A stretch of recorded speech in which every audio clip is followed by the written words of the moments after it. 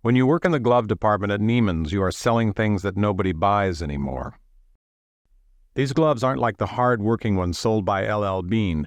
These are so fine that a lady wearing them can still pick up a straight pen. When you work in the glove department at Neiman's, you are selling things that nobody buys anymore.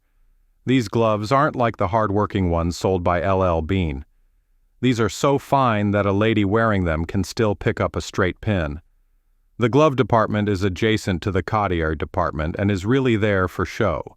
So a lot of Maribel's day is spent leaning against the glass case with one leg cocked behind her and her arms splayed outward, resting on her palms against the countertop. The glove department is adjacent to the couture department and is really there for show. So a lot of Maribel's day is spent leaning against the glass case with one leg cocked behind her and her arms splayed outward, resting on her palms against the countertop. The overhead lights reflect in the glass countertop and mingle with the gray and black of the gloves, resulting in a mother-of-pearl swirl that sometimes sends Maribel into a shallow hypnotic dream. Everyone is silent at Neiman's as though it were a religious site, and Maribel always tries to quiet the tap-tap-tapping of her heels when she walks across the percussive marble floors. You would assume by her gait that she is in danger of slipping at any moment. However, this is the way Maribel walks all the time, even on the sure friction of a concrete sidewalk.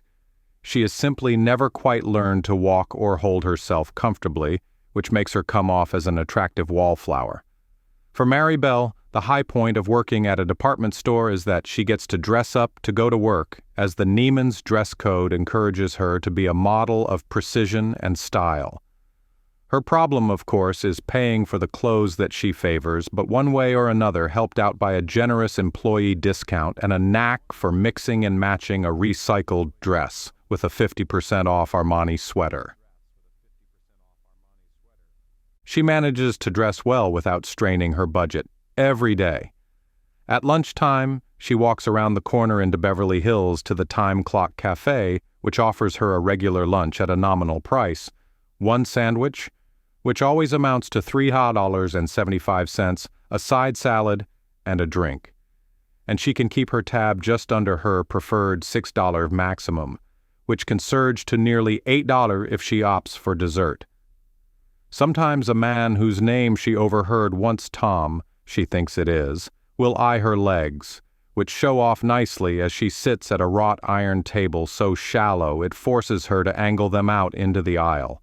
Maribel, who never takes credit for her attractiveness, believes it is not she he is responding to, but rather something independent of her, like the lovely line her fine blue skirt mix as it cuts diagonally across the white of her thigh. The rest of the day at Neiman's sees her leaning or bending or rear-ending, with the occasional odd customer pulling her out of the afternoon slow motion until 6:12 p.m. finally ticks over.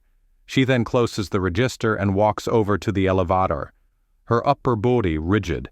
She descends to the first floor and passes the glistening perfume counters where the salesgirls stay a full half hour after closing to accommodate late buyers, and where by now the various scents that have been sprayed throughout the day on to waiting. Customers have collected into strata in the department store air.